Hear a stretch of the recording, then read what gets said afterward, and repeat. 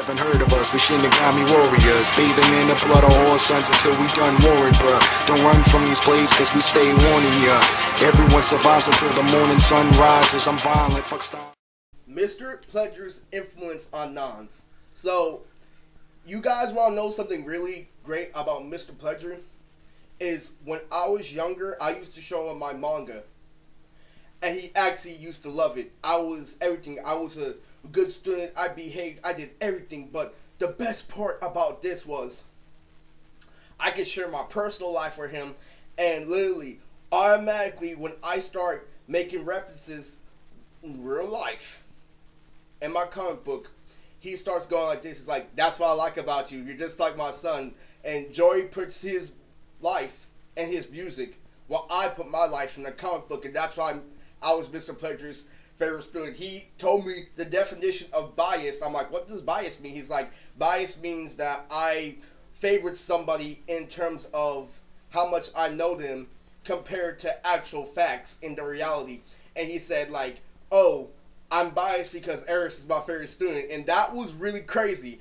And here's the thing. I showed Mr. Pleasure the rough draft. Before I showed him Nonz, I showed him Nonz too when I was in junior year, but it wasn't at the time when it was that special because me and Mr. Pleasure had this thing going on where he told me a hint where I know you are going to end up someplace where you don't want to go, but you're not going to stay there for long because you're not going to like the street life because you already have a mind, you already have a brain, you already have stuff going for you. And he literally gave me the hint when I was in high school that if I keep living this lifestyle that I will end up on the street, but I won't be on the street for that long because I don't want to be on the streets. But if I keep on tasting the hip-hop lifestyle, yes, I will be. And that's what happened, but he knew I would get back. And so that clears things up. What Rashad was trying to tell him is to be in the streets for Ray and not gain any intelligence. What Mr. Pleasure was telling me through street code is I'm eventually going to get there. And that ties heavily into why it wasn't the same when I showed him Nonz, which is I started writing Nonz junior year when I was in detention. When I showed Mr. Pleasure Nonz, the chapter 1 you see in this playlist is actually what I made in detention.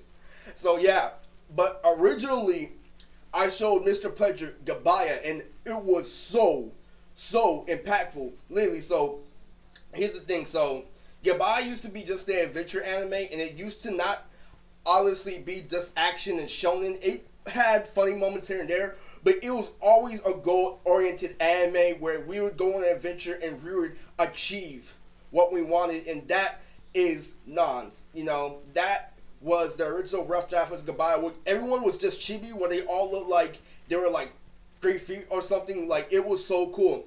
So here's what happens. There's this dungeon arc in Gabaya that I showed Mr. Pleasure, and what happened was this. They faced boss after boss after boss, and so what they had to do was they had to gather a whole bunch of eggs so they can enter the tournament. And literally, so the first thing that Mr. Pleasure sees when he reads this, he's like, dude, I like how you had the eggs. I like how you gave them a goal and something to achieve. And I like how you gave support factors to meet that goal. And that was literally one of the best moments for me and Mr. Pleasure. He definitely influenced Nonz. Now, some people in the comments say that Mr. Pleasure is based off Kazik. Well, that's actually not the case. It's kind of funny you say that because Mr. Pleasure and my dad are rivals because they're both basketball captains. And Rogata and Kazik are rivals in my manga. So that's pretty funny, but no, that's not how I wrote Kazik Dachihiro. But that is pretty funny because if you know Mr. Pleasure in real life, he looks like somebody whose country who always rocks an ASAP. Yeah. And it was pretty cool. The 7th grade was hella cool, and that is where we got Hakkenden. If you look at the different color orbs in Hakkenden, those are based off the time I showed Mr. Pleasure the Genkaya eggs. And the Genkaya eggs were necessary. You got them from defeating bosses or facing challenges. It's either an obstacle or a boss that you achieve the Genkaya eggs. And the Genkaya eggs is what we have in Hakkenden. And Hakkenden was based off my obsession with showing Mr. Pleasure my comic book. And this is Mr. Pleasure's influence in Nonz.